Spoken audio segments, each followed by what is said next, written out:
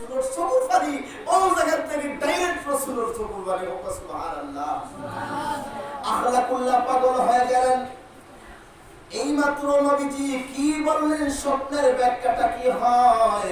আখলাকুল্লাহ পাগল হইতে হইতে একটানা 6 বছর চলে যায়। আখলাকুল্লাহ খানার দস্তরখানায় আসে না। আখলাকুল্লাহ আর দুনিয়ায় থাকতে চায় না।